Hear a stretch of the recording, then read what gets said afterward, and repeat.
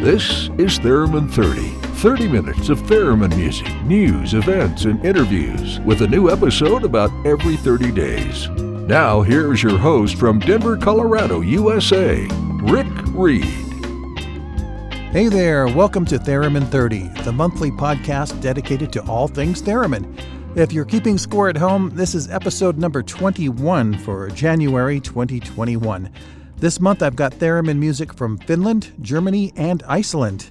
And my very special interview guest is Stephen M. Martin. He made the award-winning 1994 documentary Theremin: An Electronic Odyssey. Now, way back in the very first episode of Theremin 30, I played a recording by German multi-instrumentalist Detlef Everling. He's back with a brand new double album called Reiseziel Mond, which Google tells me means Destination Moon. It's a collaboration with Michael Bruckner and a studio recreation of a live concert the duo performed in 2019 to commemorate the 50th anniversary of the first moon landing. The title track of the album is a bit too long to fit into the show in its entirety, but here is a fairly long edit.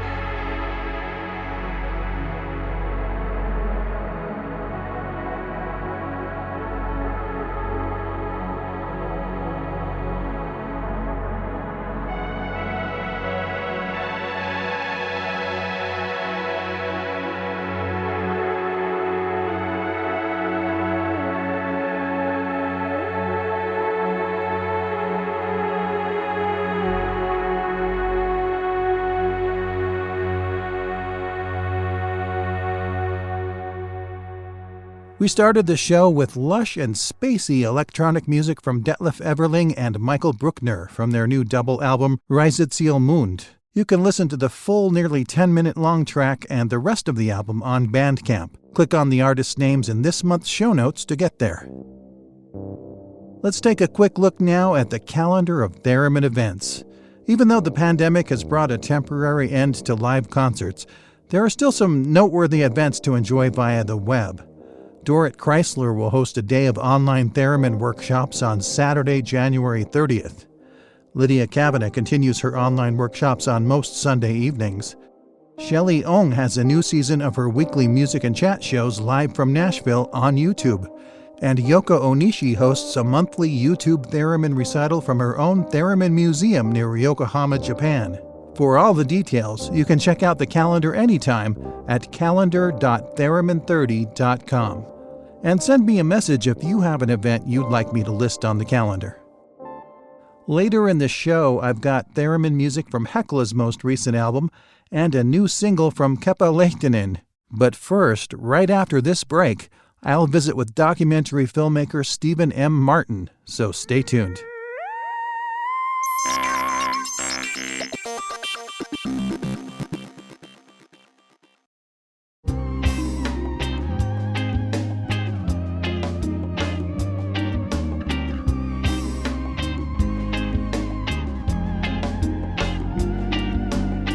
I am thrilled to have as my guest this month Stephen M. Martin. Stephen is the writer, producer, director of Theremin and Electronic Odyssey. It's a wonderful documentary that I had the privilege of seeing at the 1994 Sundance Film Festival. I'm sure you know that this film sparked a worldwide revival of interest in theremins and theremin music, and this podcast wouldn't exist if it hadn't been for me seeing that film back in '94. I recently spoke with Stephen by telephone from his home in Culver City, California. Here is part one of our interview. Stephen Martin, thank you so much for being on the Theremin 30 podcast. Hi, Rick. Thanks for having me. Nice to be here. I saw your film at the Sundance Film Festival in 1994 in January, and I can't remember exactly what night it was, if it was the premiere night or if it was another screening, but I remember driving from Salt Lake City to Park City where the festival is held. A moose crossed the freeway. I was far enough away that I wasn't at risk of hitting it, but I was close enough that I will always remember it.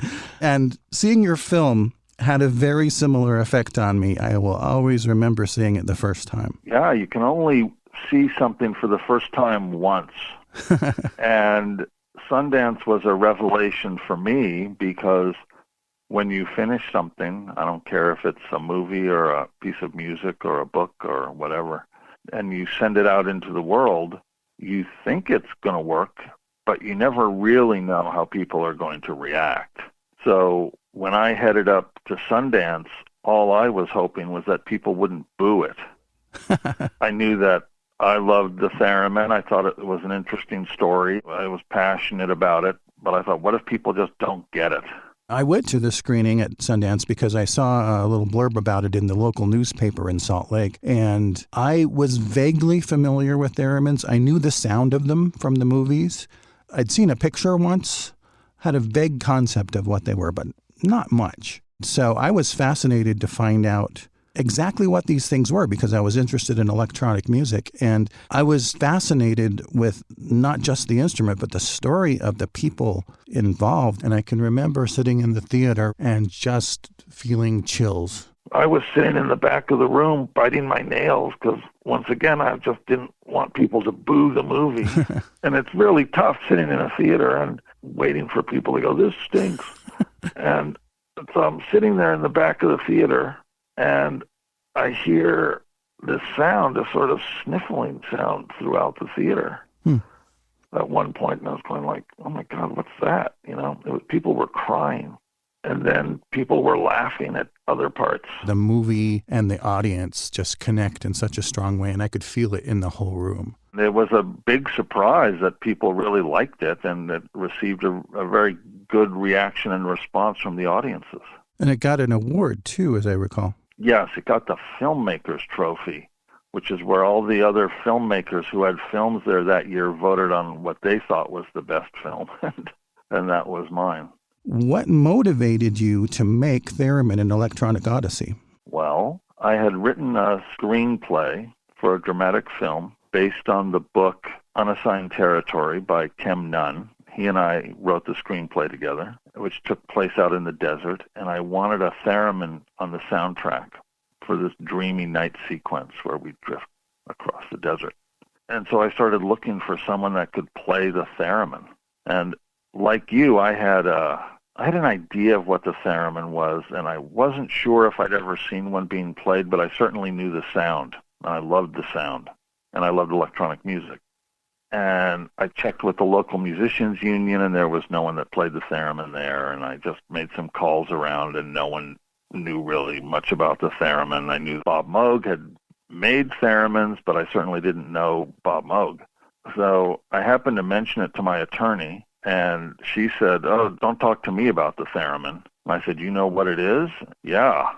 She said, "My mother's best friend is the world's greatest thereminist." And I said, "You got to be kidding." And she said, "No." And I said, "You got to introduce me to her." And she said, "No, I don't want to have anything to do with it." So I ran into my attorney's mother at a New Year's party and managed to garner an invitation to tea with Clara Rockmore.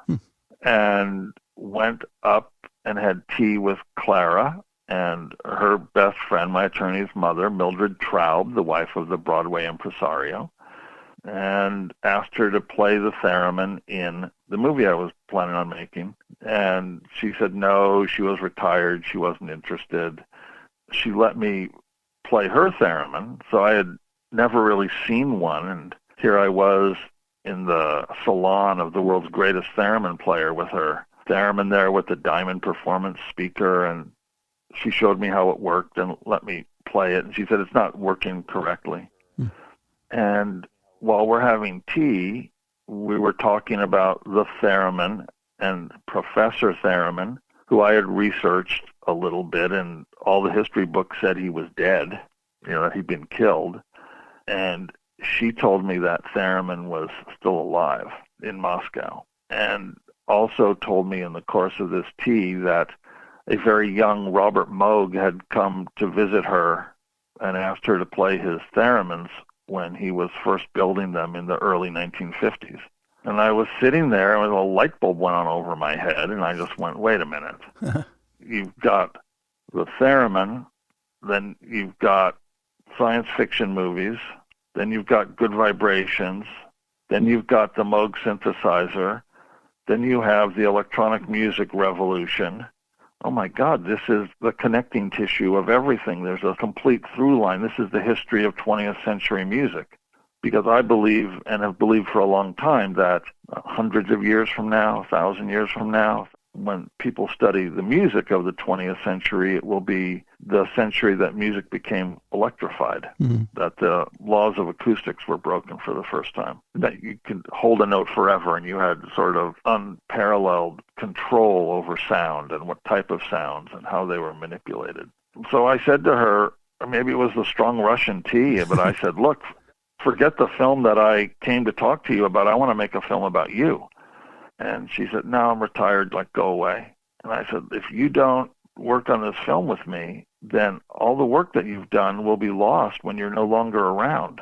And I said, I'll go to Moscow and I'll find Theremin and I'll bring him back to New York. And she said, I don't know if that's possible. And I said, I'll do it. And she looked at Mildred Traub with this sort of get him out of here look. So I thanked her for having me for tea. And as I was leaving, she stopped me and put her little hand on my arm. And she was tiny. She was like a bird. And she looked up at me and she said, would you do a good job? And I said, yes. She said, let me think about it. And she said, but you can't film me anyway because the instrument isn't working properly. This was her custom instrument built by Professor Theremin. So I said, well, let me think about it. So I opened up a dialogue with her, and I called her on the phone and said, what if I can get your instrument working? Would you then let me film you? And she said, sure, but who on earth are you going to get to fix this thing? It's one of a kind. And I said, what about Robert Moog? And she said, Moog? Why would he want to work on this? And I said, well, let me see what I can do. So I called Bob Moog, and asked him if I could hire him to come up to New York and repair Clara Rockmore's theremin. And there was complete silence on the other end of the phone. And then he finally said very softly, I wanted to look inside that thing. She would never let me take a look. And he said, sure. So I paid him to come up to New York, and he completely restored Clara's theremin. Before I knew it, I was walking down the street thinking, oh my God, I've just promised this little old Russian woman that not only am I going to make a film about her life, but I'm going to go to the Soviet Union and find a scientist that everyone thinks is dead and then bring him back to New York. Good going. Anyway, that's sort of the long answer of how I got into this.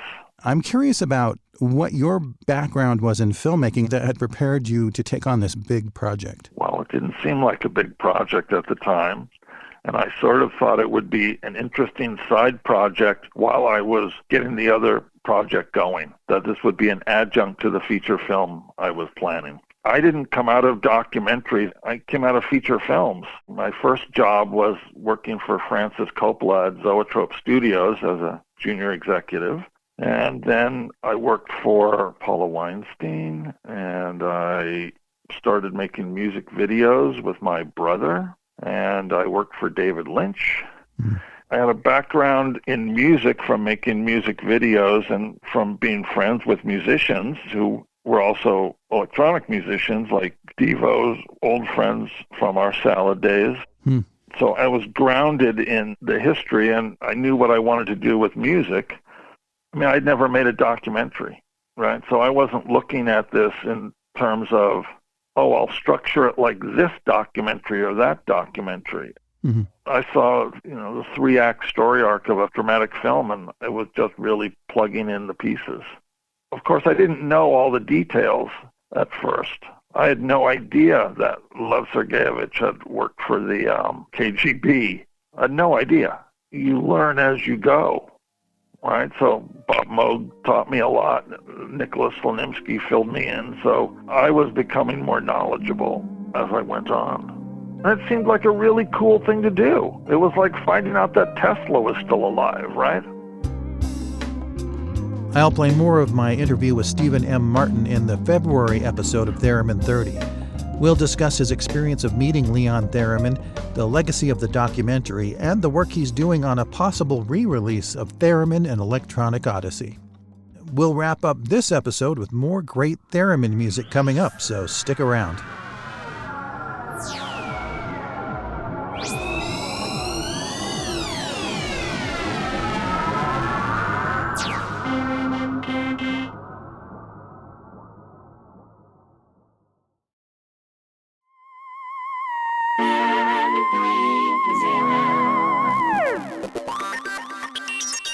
Let's finish the show now with 2 ethereal songs recorded way up north. First, we'll hear Icelandic recording artist Hekla from her haunting 2020 album Sprungur, which translates to English as cracks, like cracks in the ice. The track I'm going to play is called Tvithru Slit. It translates into English as 2-3 slit. After that, I'll play Nowhere. It's a brand new single from Helsinki, Finland-based soundtrack composer Keppa Lehtinen.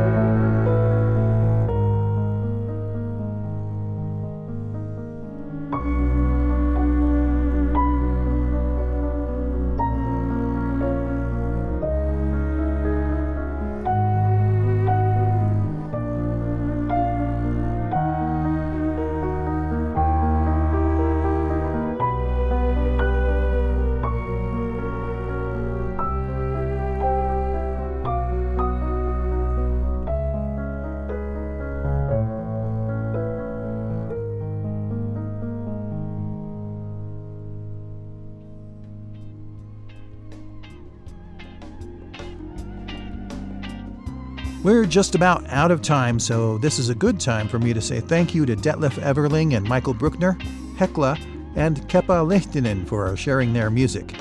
And special thanks to Stephen M. Martin. I'll have more of my interview with Stephen in the February episode, plus more great theremin music from around the world. In the meantime, please visit the Theremin 30 website for links to more information about all the artists and interview guests who have appeared on this show. Visit their websites, buy their music, and support their streaming events. The COVID-19 pandemic has been particularly difficult for performing artists, so every little bit of support you can give them helps. Until next time, I'm your host, Rick Reed. Wear a mask whenever you leave home, and keep other people out of your control zone. You've been listening to the Theremin 30 podcast. Visit Theremin 30 on the web at theremin30.com.